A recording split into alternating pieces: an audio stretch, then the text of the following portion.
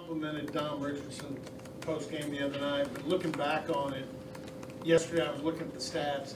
He's got 36 carries now, gained 192, and his net's 192. He has not lost a yard. I value that a lot in a running back, that he doesn't lose yards. Right. So he's a big physical runner. He's maturing some. We know that. He actually made some guys miss in space, which was encouraging. Arizona State had skill, and so I was encouraged by that. I think he understands the type of runner he is, and we need to work around his skill set, and then we need him to improve a little bit in each one of those areas. You mentioned before you want him to miss guys a little more instead of trying to run through them. What's the challenge there, getting a guy to kind of change and do that?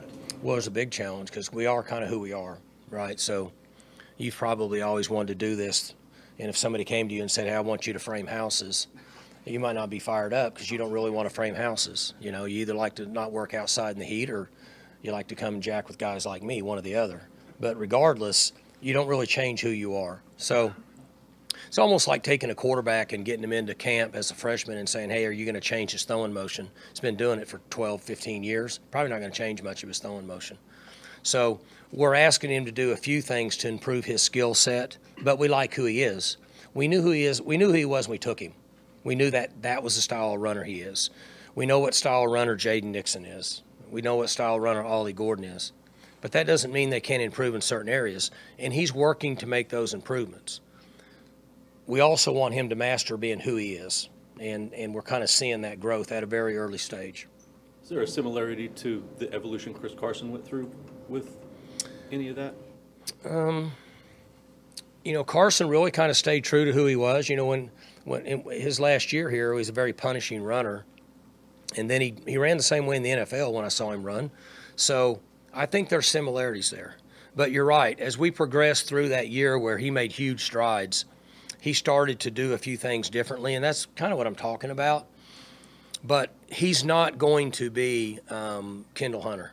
He's not going to be that guy. That's not who he is, okay? So we need him to improve his skill set in a little bit where his strengths are. Don mentioned post-game on Saturday that he kind of banged up his ankle. How big of an impact, with that style of runner that he is, how big of an impact could that ankle be?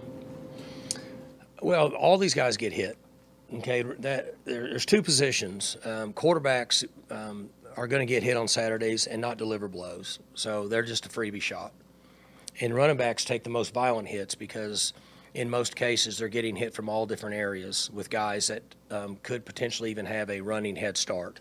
So it's always a concern, and that's why we've had to play 3 running backs most every year that I've been here. For more information, you can visit TulsaWorld.com.